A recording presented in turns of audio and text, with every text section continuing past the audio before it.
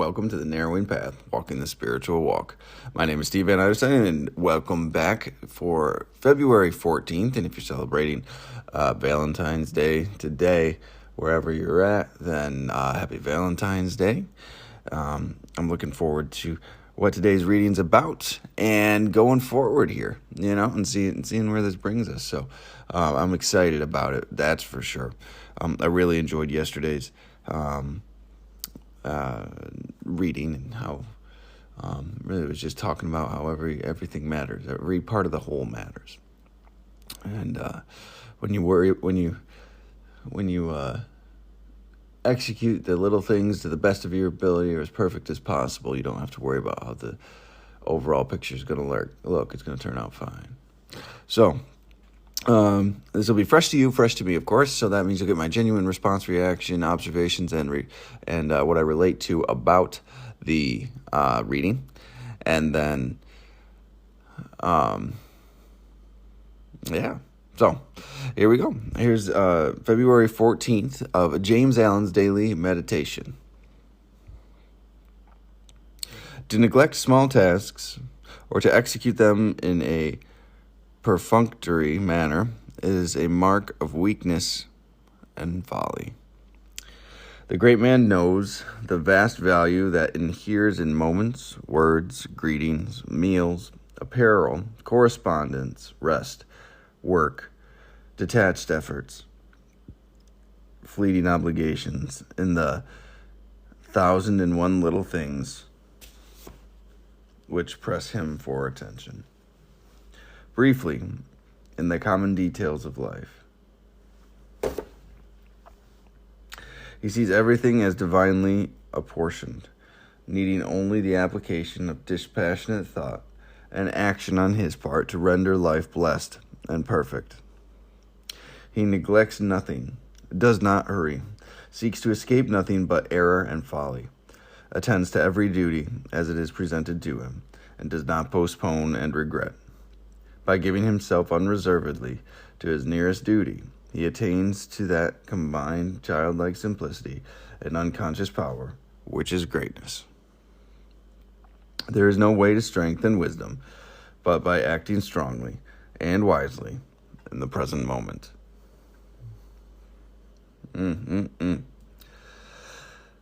So this is a great follow-up to yesterday's. So yesterday's was about acknowledging and understanding why the small things matter and why everything matters. Today, it's a great follow-up because it's about doing the small tasks and not only doing them, but how to do them. And the need to take the actions anyway. Right? He used a word in here that I really appreciate, but I guess I'll just start going through it line by line like usual, and when I get there, I'll point out the word. But the opening to neglect small tasks or to execute them in a perfunctory manner is a mark of weakness and folly. So to not do these little things or to do them half-heartedly, to not actually do them or without effort. That's the mark of weakness and folly. To not be able to take actions, especially needed actions are crucial to the building up of something and the creation of something or setting yourself up for something. The neglect of small tasks to execute them in perfunctory manner is the mark of weakness and folly.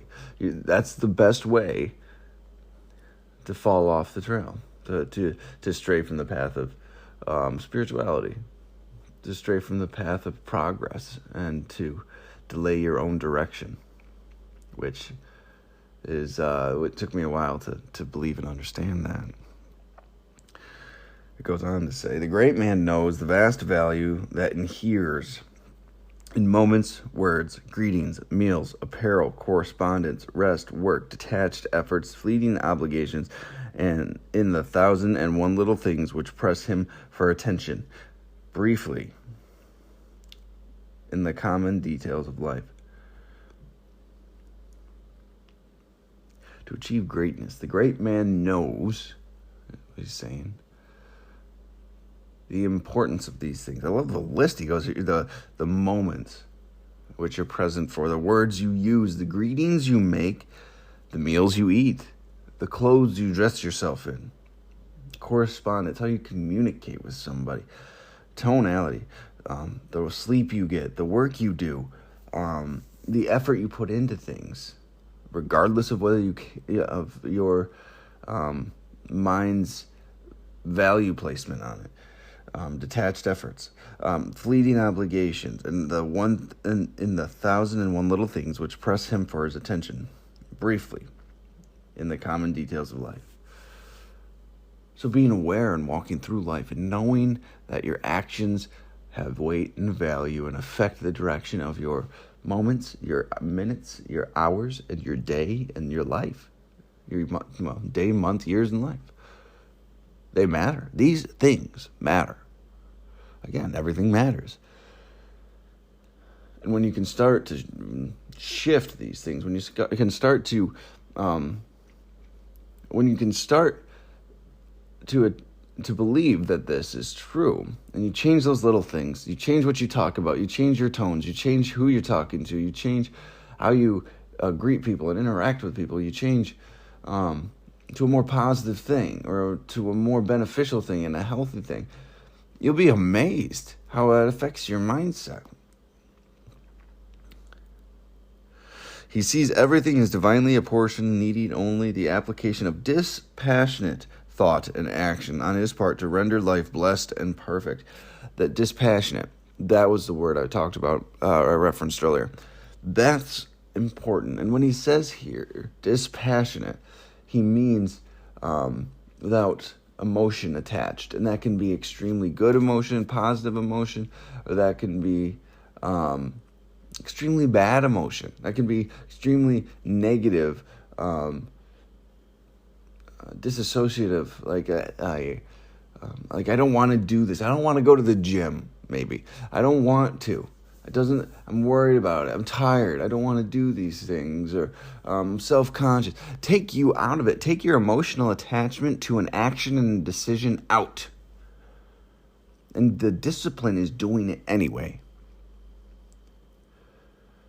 What I found in my own personal experience, when an action and a decision is made on emotion, a lot of times you can screw things up.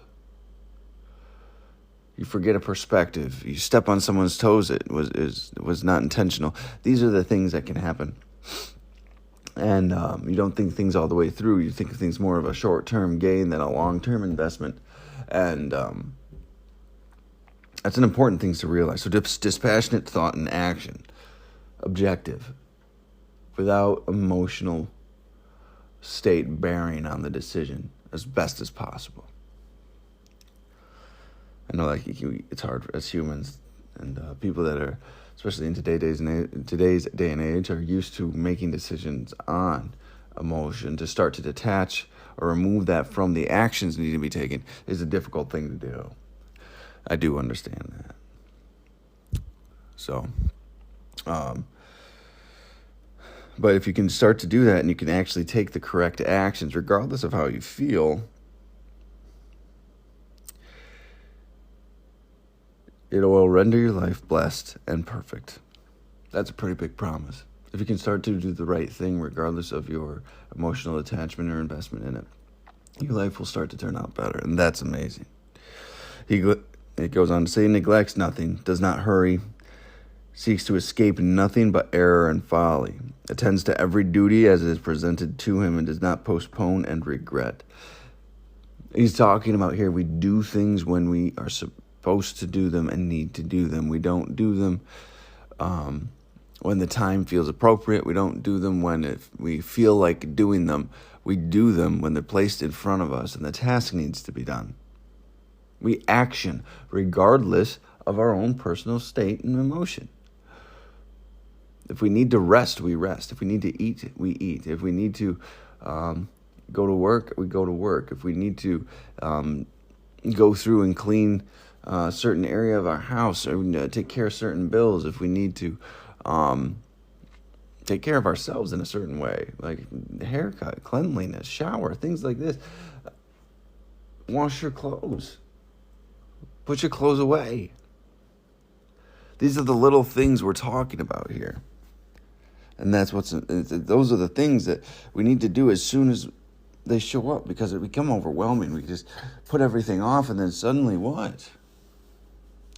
We're drowning in our own fear and delay. And that's an important thing to realize. By giving himself unreservedly to his nearest duty, he attains to that combined childlike simplicity and unconscious power, which is greatness. By giving himself unreservedly to his nearest duty, he attains that combined childlike simplicity and unconscious power, which is greatness. You action anyway. And trust me, that's been my personal experience, and especially getting sober. I had to take these actions regardless of how I felt about the actions. And that's been huge for me. And it really has.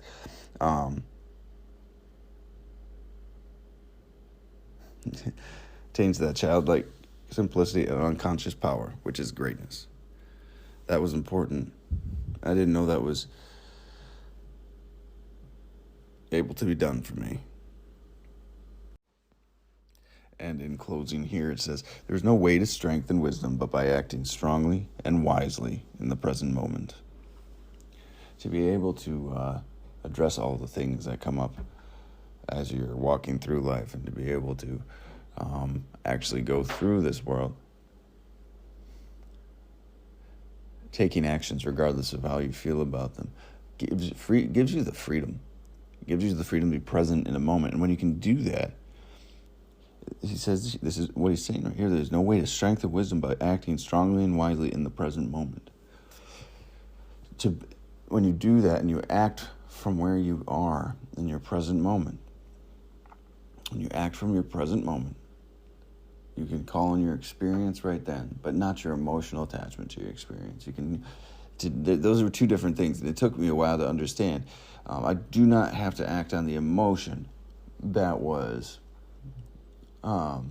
triggered or instigated or still associated with a past experience. But I can look at the past experience and say, no, this is how that turned out, and these are the actions I took. I'm not going to go through that again, and then you can make an objectively different decision on how to address a situation. But you do not have to make a decision out of fear or anger. When you're in that present moment and you're not being controlled by your past anymore, and you're not fearful for the future, you can make these right decisions, even when you're on shaky ground, because it's not necessarily what you would usually do, or this or that or the other thing. So, and that's how we get that strength and that wisdom, because we get to act in those present moments. But, all right, well, thank you all for joining me for February 14th. It's been just great. It was about taking the actions, and that is always a good thing to talk about. And not only was it about taking the actions, but it was taking the actions regardless of your emotional investment in that action, and regardless of how big the action is. It's actually stressing that the small things are more important than the big ones, because the small things make the big ones. So, thanks again for joining me, though, on February 14th. And again, if you are celebrating Valentine's Day, I hope that it went well for you. And you will come back tomorrow for tomorrow's reading. So, thank you all again. Until next time. Thanks.